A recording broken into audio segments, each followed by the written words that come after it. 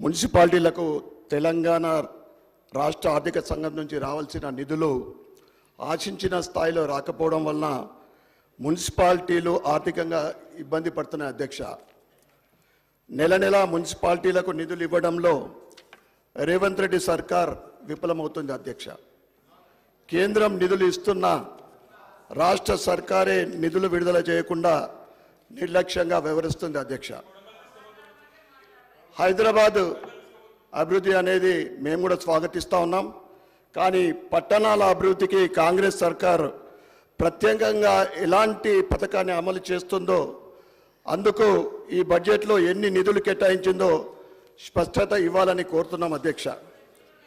కేంద్రం అమలు చేస్తున్న అమృత్ స్మార్ట్ సిటీ స్కీమ్లు కాకుండా రాష్ట్రం ప్రత్యేకంగా అమలు చేస్తున్న పథకాలు ఏంటో, స్కీమ్ అంటూ ఒకటి ఉంటే కదా అని చెప్పడానికి ఏదో కూడా ఒక స్కీమ్ కూడా లేదు అధ్యక్ష. పట్టణాల విషయంలో రాష్ట్ర వ్యాప్తంగా మున్సిపాలిటీలు కార్పొరేషన్లలో పారిశుద్ధ్య సమస్యలు ఎక్కువగా ఉన్నాయి అధ్యక్ష. చాలా చోట్ల పారిశుద్ధ్య నిర్వహణ సమస్యలు ఉన్నాయి అధ్యక్ష. ఇందుకు ప్రధాన కారణం మున్సిపాలిటీలలో తగిన సంఖ్యలో పారిశుద్ధ్య కార్మికులు లేకపోవడమే.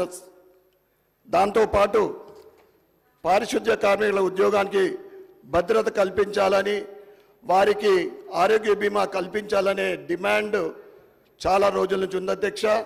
వీటిని ప్రభుత్వం పరిష్కరించే స్థాయిలో బడ్జెట్లో నిధులు సమకూర్చలేదు అధ్యక్ష. చాలా మున్సిపాలిటీలో ప్రధాన రోడ్లను మినహాయిస్తే కాలనీ రోడ్లు, డ్రైనేజీలు, స్టామ్ వాటరు, విద్యుత్ దీపాల సమస్యలు ఉన్నాయి అధ్యక్ష. పాడైపోయిన వీధులను వెంటనే ఎక్కడ కూడా పరిష్కరించడం లేదు అధ్యక్ష, మరమ్మతులు చేయించడం లేదు అధ్యక్ష. మున్సిపాలిటీలు, చాలా మున్సిపాలిటీలో కొన్ని చోట్ల తగిన రీతిలో సీసీ కెమెరాలు కూడా లేవు అధ్యక్ష. రాష్ట్ర వ్యాప్తంగా పలు మున్సిపాలిటీలు ఈ వేసవి కాలంలో తాగునీటి సమస్యను ఎదుర్కొన్నాయి అధ్యక్ష. మిషన్ భగీరథ నీటి వలన చాలా చోట్ల ఉన్న నీటి సమస్యలను పరిష్కరించలేకపోవడం వల్ల తాగునీటి సమస్యలను ప్రజలు ఎదుర్కోవాల్సి వచ్చింది అధ్యక్ష. హైదరాబాద్తో సహా రాష్ట్ర వ్యాప్తంగా పలు కార్పొరేషన్లు, మున్సిపాలిటీల్లో ఇంతకుముందు వివేకానంద గారు చెప్పినట్లు వీధి కుక్కల సమస్య చాలా తీవ్రంగా ఉంది సమస్య. హైకోర్టులో కేసులు దాఖలవుతున్నా చాలా చోట్ల పసిపిల్లలు కుక్కల దాడిలో ప్రాణాలు కోల్పోతున్న సమస్య మాత్రం పరిష్కారం కావడం లేదు అధ్యక్ష. అర్బన్ ఏరియాల్లో కుక్కల సమస్యతో పాటు కోతుల విడుదల కూడా చాలా ఉంది అధ్యక్ష. కోతుల సమస్యను పరిష్కరించేందుకు అసెంబ్లీని ప్రత్యేకంగా సమావేశపరిచేందుగా నేను కోరుతా ఉన్నాను అధ్యక్ష. బడ్జెట్లో పురపాలక పట్టణాభివృద్ధికి 15,594 కోట్లు కేటాయించినప్పటికీ ఇందులో హైదరాబాద్ నగరాభివృద్ధికే ఎక్కువగా 10,000 కోట్లు అంటే 65% వరకు కేటాయించారు.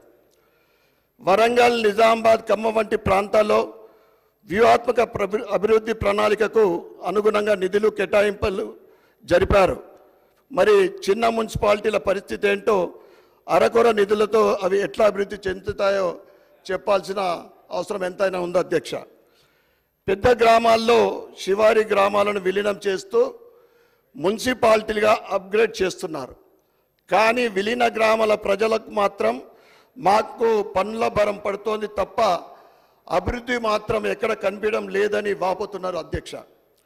అందుకే చిన్న మున్సిపాలిటీల అభివృద్ధికి బడ్జెట్లో తగిన నిధులు కేటాయించాలని కోరుతాను అధ్యక్ష. మున్సిపాలిటీల్లో వైకుంఠ ధామాలు, ఇంటిగ్రేటెడ్ వెజిటబుల్ మార్కెట్లను, అలాగే నాన్ వెజ్ మార్కెట్లను నిర్మించాలి. అందుకే బడ్జెట్లో కేటాయించిన అరకొర నిధులు సరిపోవు. ఈ నిధుల మొత్తాన్ని పెంచాలని కోరుతున్నాను అధ్యక్ష. కేంద్ర ప్రభుత్వం చాలా పట్టణాలకు తాగునీటి సమస్య తీర్చేందుకు అమృత్ పథకాన్ని అమలు చేస్తోంది. అయితే రాష్ట్ర ప్రభుత్వం ఈ నిధులను దుర్వినియోగం కాకుండా చూడాలని నేను కోరుతా ఉన్నా అధ్యక్ష. అలాగే కేంద్రం స్మార్ట్ సిటీలకు ఇస్తున్న నిధులను కూడా సద్వినియోగం చేసుకున్నాలే తప్ప సొమ్ము కేంద్రానిది, సోకు రాష్ట్రానిది అన్న చందంగా వివరించకూడదని నేను కోరుతాను అధ్యక్ష. హైదరాబాద్ చుట్టూ రీజనల్ రింగ్ రోడ్ RRR నిర్మాణానికి 26,000 కోట్లు కేటాయించిన కేంద్రం లిబరల్ తెలంగాణ గేమ్ చేంజర్గా మారుతుంది అధ్యక్ష. ఈ ప్రాజెక్టుపై రాష్ట్ర ప్రభుత్వం దృష్టి పెట్టి పూర్తి చేస్తే రాష్ట్రానికి అనేక పరిశ్రమలు వస్తాయి. అప్పుడు రాష్ట్ర ప్రభుత్వానికి రెవెన్యూ కూడా పెరుగుతుంది. తెలంగాణకు ఇంత భారీ స్థాయిలో మేలు చేస్తున్న కేంద్రాన్ని అభినందిస్తూ అసెంబ్లీలో తీర్మానం చేయాల్సిందిగా నేను కోరుతాను అధ్యక్ష. సికింద్రాబాద్కు 2 ఎలివేటెడ్ కారిడార్ల నిర్మాణానికి కంటోన్మెంట్ ఏరియాలో అవసరమైన రక్షణ శాఖకు భూములను కేంద్రం రాష్ట్ర ప్రభుత్వానికి ఇస్తోంది. సికింద్రాబాద్ జూబ్లీ బస్ స్టేషన్ నుంచి షామీర్పేట వరకు ఒక ఎలివేటెడ్ కారిడార్, ప్యారడైజ్ నుంచి డైరీ ఫామ్ వరకు మరో కారిడార్ నిర్మాణానికి కేంద్రం డిఫెన్స్ భూములను ఇస్తోంది అధ్యక్ష. ఇక అధ్యక్ష, నా నియోజకవర్గంలో అనేక సమస్యలు ఉన్నాయి అధ్యక్ష. దాంట్లో కొన్ని ప్రభుత్వ దృష్టికి తీసుకురస్తా ఉన్నాను అధ్యక్ష. నేను ఎమ్మెల్యేగా గెలిచినప్పటి నుంచి నా నియోజకవర్గంలో ₹1 నిధులు కూడా ప్రభుత్వం విడుదల చేయలేదు అధ్యక్ష. 5-6 నెలల నుండి 10 కోట్ల SDF ఫండ్ అది చక్కర్లు కొడుతున్నారు తప్ప దాని నిధులు ఇప్పటిదాకా విడుదల కాలేదు. ప్రజలు ఎన్నుకున్నబడ్డ ఎమ్మెల్యేకు అడతారు కానీ ఓడిపోయిన ఎమ్మెల్యేకు అడిగారు అధ్యక్ష, రోడ్ల గురించి కానీ, డ్రైనేజ్ విషయంలో కానీ, దేని విషయంలో అయినా కానీ. కనుక దయచేసి నేను మా ఇన్ఛార్జ్ మినిస్టర్ గారైన జూపల్లి గారికి నేను ఆ 10 కోట్ల విషయము అంటే 6.5 3.5 కోట్లు ఎడ్యుకేషను, వాటర్ వర్క్స్ మెయింటెనెన్స్ పోగా 6.5 కోట్ల నిధులు పట్టణ అభివృద్ధికి మీరు ఖర్చు పెట్టాల్సిందిగా నేను వారికి రిక్వెస్ట్ లెటర్ ఇచ్చిన. నా స్వంతానికి ఇవ్వలేదయ్యా, నేను తప్ప పట్టణ అభివృద్ధి కోసమే మంత్రి గారికి నేను ఇవ్వడం జరిగింది. కనుక దయచేసి నేను ఏదైతే మంత్రి గారికి వివరణ డీటెయిల్స్ ఇచ్చినో దాని గురించి ఐటీ ఫండ్ ఖర్చు పెట్టాల్సిందిగా నేను కోరుతా ఉన్నాను అధ్యక్ష. ఇక రోడ్ల విషయానికి మా నిజామాబాద్ అర్బన్ నియోజకవర్గం వస్తే గత 8 నెలల నుంచి ఏం జరిగిందంటే ప్రభుత్వం మారిన తర్వాత స్పెషల్ ఫండ్ ఆగిపోయింది, టఫ్ ఐడీస్ ఫండ్ ఆగిపోయింది. ఇప్పటి వరకు 8 నెలల్లో 100 మీటర్ల కొత్త రోడ్డు కూడా పడలేదు అధ్యక్ష. నిజామాబాద్ మున్సిపాలిటీ విషయం పరిస్థితి ఇది.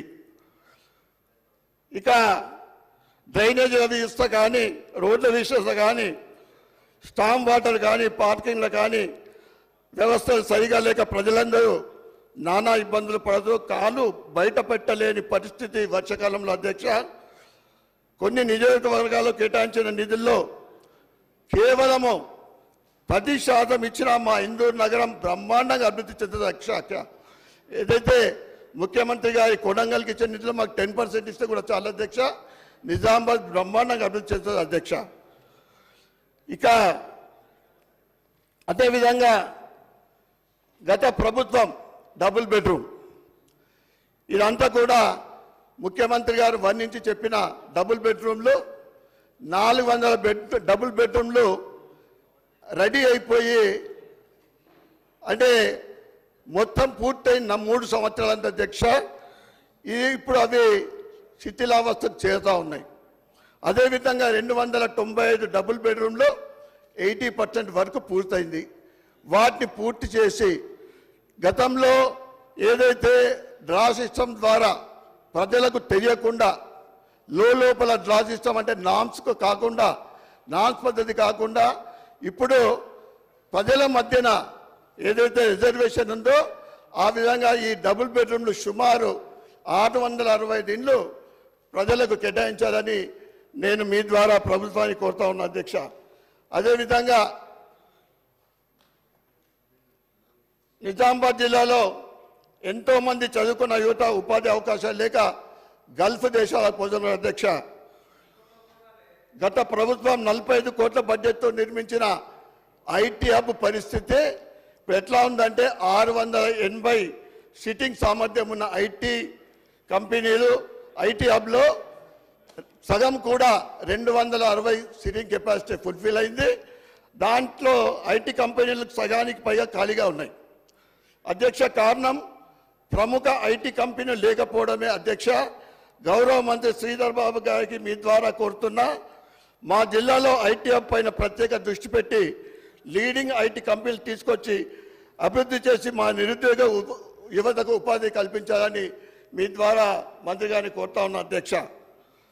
అధ్యక్ష, షుగర్ ఫ్యాక్టరీల విషయం మనం చెప్పడం జరిగింది అధ్యక్ష.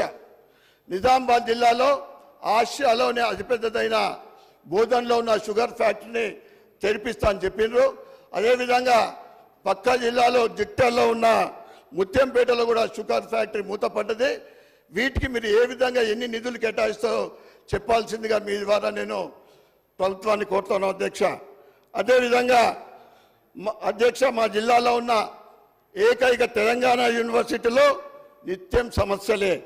విద్యార్థులకు పురుగుల అన్నం పెడుతున్న పరిస్థితి ఉంది అధ్యక్ష. యూనివర్సిటీలో ఇంజనీరింగ్ ఖాళీ లేకపోవడం అనేది పెద్ద సమస్య అధ్యక్ష. దాన్ని కేటాయించవలసిందిగా నేను కోరుకుంటా ఉన్నాను అధ్యక్ష.